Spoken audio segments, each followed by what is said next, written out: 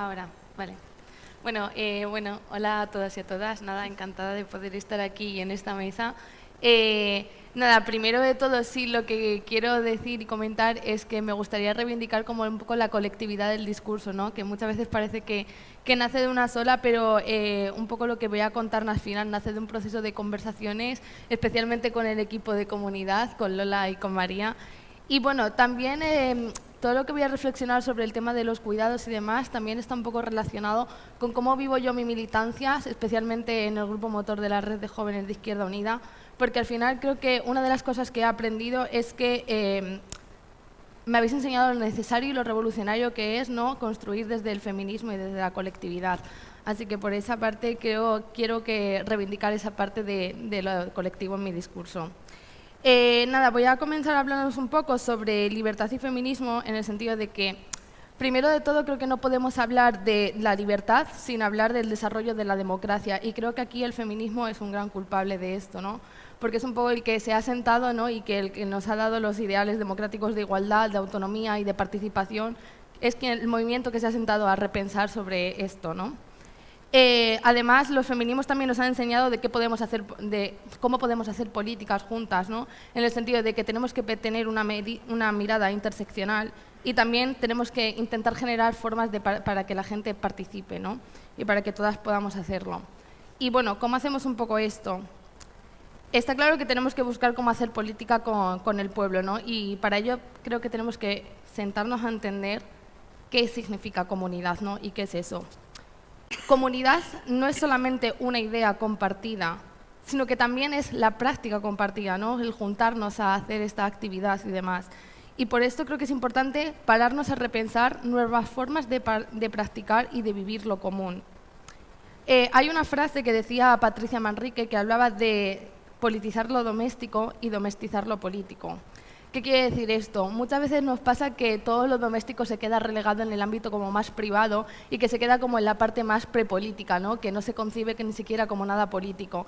Y creo que justamente nuestro ejercicio tiene que ser totalmente el contrario, el de hablar de nuestros problemas del día a día, el de acercarnos a la gente, el de contar nuestras realidades, más allá de lo que es una política más institucional, sino contar nuestra vida, ¿no?, y los problemas comunes. Y luego, por otra parte, nuestro discurso de los cuidados en el centro tiene que llevarse a la práctica, ¿no? Tienen que existir espacios donde podamos cuidarnos y al final donde también podamos contrarrestar esa precariedad. Y entonces no significa que solo tengamos que buscar que se identifiquen con nosotras, sino que también tenemos que generar espacios en los que apetezca a la gente participar, ¿no?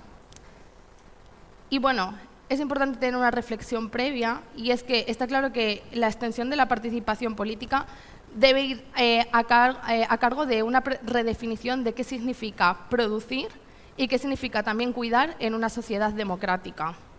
Primero hay que tener en cuenta algo, y es que sin cuidados el trabajo asalariado no es posible.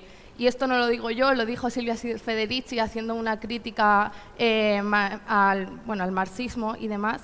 Y también hay que tener en cuenta que tampoco el trabajo político. Es decir, sin los cuidados no podemos hacer nada.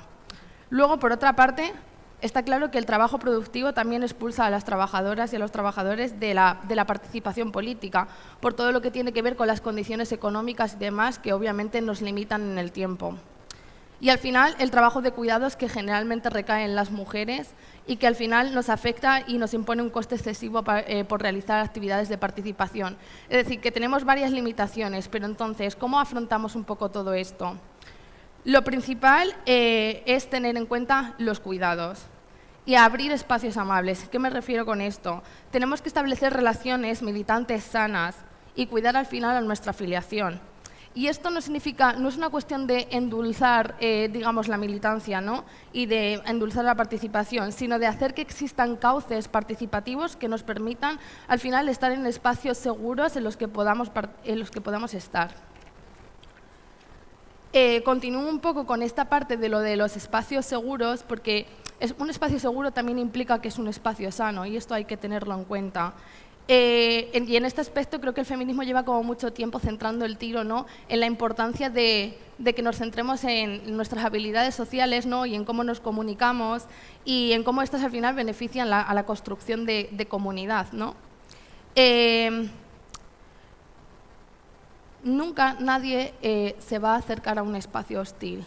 Y esto tenemos que tenerlo en cuenta. Nadie va a participar en un espacio que está cargado de odio y en el que no sabes cómo entrar si no ves un espacio que se pueda hacer, digamos, simpático y agradable, ¿no? Y para eso es fundamental, yo creo que hablar de 3 cosas que, de hecho, alguna ha comentado por ahí, Sira, que yo sí que quiero mencionar. Uno, voy a profundizar en la comunicación no violenta y qué tiene que ver un poco todo esto y cómo influye en nuestros espacios.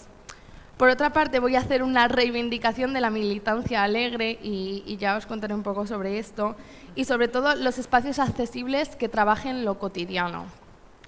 Sobre la comunicación no violenta, creo que es fundamental que tengamos que canalizar la participación, porque esto reduce la comunicación no violenta. Es decir, si tú fomentas un espacio seguro, haces que las mujeres, los colectivos como el LGTBIQA+, las migrantes, las personas con discapacidad, puedan intervenir, porque si no, muchas veces existen barreras grupales que estamos poniendo y que no permiten un acceso a poder al final participar y estar ahí presente.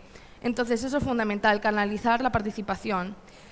También al final hay muchas veces dinámicas que se establecen en el grupo y, ojo, esto no es una cosa de que se haga porque quiero hacer mal, sino porque se instaura, porque tenemos al final una sociedad patriarcal de la que aprendemos y que entonces al final pues llevamos dinámicas a cabo de las que nos damos cuenta. Dar la espalda a alguien, no escucharle, repetir su idea, ignorar otras. Esa parte es fundamental, darse cuenta. Porque darse cuenta de esto al final forma parte de ese espacio de no violencia militante que creo que tenemos que establecer en nuestra organización. Y otra cosa importante es que creo que no tenemos que subestimar el ejercicio de la empatía y de qué hacemos un poco con lo que sentimos, ¿no? Es decir, las emociones. Porque en esto al final también tiene mucho que ver con, por ejemplo, cómo resolvemos un conflicto, cómo lo gestionamos, cómo lo afrontamos y cómo negociamos entre nosotras. Y esto también es fundamental de cara a la gente que nos ve y que quiere acercarse a nosotras, ¿no? Y bueno, más allá de la no violencia, ¿qué quería decir con esto de qué es la militancia alegre, ¿no? A lo que me refiero es eso, es que no podemos militar en base al odio de una forma constante y a que nuestro discurso esté enmarcado constantemente en el odio. Creo que hay que ser propositivas y que tenemos una gran cantidad de propuestas y un horizonte hacia el que ir. Y creo que hay que hablar de eso. Creo que hay que hablar de que queremos un horizonte republicano, que queremos un horizonte feminista, que queremos un horizonte ecologista y que eso a la vez tiene un montón de ideas en su conjunto. Entonces, creo que hay que afrontar un poco esa perspectiva, digamos, un poco más positiva al respecto y no hablar tanto del odio porque al final nos enmarca y nos mete en una reacción constante a la que dar. Entonces, importante que para generar estos espacios más amables, pues buscamos vías que fomentan esa participación, ¿no? Y entonces, esto lo comentaba antes, que lo enmarcaba en lo cotidiano, ¿no? Y que es fundamental incidir en lo cotidiano, en el día a día de la gente común. Y esto habla también de cambiar realidades y de establecer redes que nos permitan cuidarnos, porque esto es así. Si tú vas a realizar una charla y, por ejemplo, no pones un punto en el que los niños y niñas puedan estar para cuidar, es probable que alguna madre que tenga que estar cuidando de su hijo no pueda asistir. Y, sin embargo, si ofreces esta posibilidad, siempre y cuando intentemos que sea remunerada, por supuesto, porque los cuidados tienen que ser remunerados, pues en ese aspecto estarás dando la oportunidad, ¿no?, de que alguien así participe, ¿no? También es necesario hablar de política, pero sobre todo participar en política, ¿no? Y para conseguir esto tenemos que hablar de los problemas y de las necesidades cotidianas, como decía. Porque no nos olvidemos de que lo cotidiano es político. Y aunque crean que no están comprometidos realmente, sí que lo están con sus vidas y es por ahí por donde nuestro mensaje tiene que ir, ¿no? Creo que no podemos permitirnos perder la voz y que para eso hay que un poco remar juntas.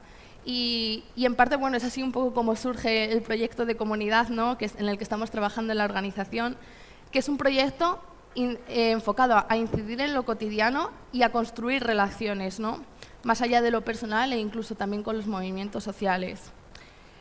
Y para daros un poco unas pinceladas más acerca del proyecto de comunidad, sí que me gustaría deciros que también este proyecto nace con el fin de generar también cultura de participación. Que decimos, ¿qué es esto? Puede ser que a veces entendamos que socialmente se está perdiendo, pero realmente es que creo que nos toca dar una mirada y volver a readaptarnos, ¿no? Adaptarse a los tiempos y sobre todo aprender de los movimientos como el ecologista y el feminista que se están organizando, que están en completo auge, pero es como nos hemos parado a sentarnos qué es lo que están haciendo para poder observarles y aprender de ellas. Este proyecto va un poco también con esa mirada. Tenemos el reto fundamental de hacer frente a la antipolítica, que al final no es otra forma más que de manipulación social y de control, ¿no? Y politizar a la ciudadanía es peligroso, está claro, para los que no son demócratas. Lo común, la lucha por la defensa de los derechos humanos y la articulación política son enemigos claros de la extrema derecha, y esto lo tenemos que tener en cuenta, y por eso este debe ser nuestro objetivo principal. Luego, si analizamos cómo nosotros tenemos que ver la democracia, cómo tiene que ser esta, no se nos tiene que olvidar que participar es un pilar fundamental de lo que a nosotros aspiramos como democracia. Y entonces tenemos que intentar envolver a la gente en estos procesos participativos e ir más allá. Y por eso tenemos que aunar todo lo que hagamos a esa parte, digamos, cotidiana, pero también a construir con el conjunto, a hablarles y preguntarles, a decir, ¿qué quieres hacer tú en tu pueblo? Eso es fundamental, preguntarles. También, obviamente, hablar de política, como repetía, pasa por hablar de lo cotidiano, de las necesidades, de los problemas, de sus preocupaciones, del terreno afectivo en general. Y, sobre todo, con lo que quiero que os quedéis es que tenemos que intentar rechazar, digamos, ese enfrentamiento constante. Tenemos que hablar de lo nuestro y tenemos que hablar de nuestro horizonte, como comentaba. Repito y finalizo con esto, nuestro reto real es hacer frente a la antipolítica, porque no quieren que nos politicemos. Así que politicémonos para dar la lucha. Muchas gracias.